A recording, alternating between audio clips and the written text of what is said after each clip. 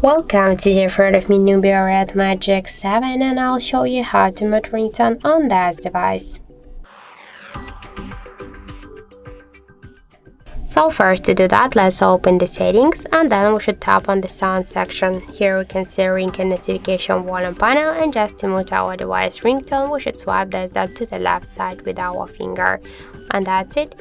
Also we can make it by the second way. Just first we should press the up or down volume button on the left side of our device, and after that we'll see here the volume panel. Just to launch the ringtone volume panel, tap on the three dots, and here we can see the first volume panel was the ringtone notifications, and just to mute it, let's just swipe to the down this right dot, and that's it. So thank you for watching, and if you find this video helpful, don't forget to leave a like, comment and to subscribe our channel.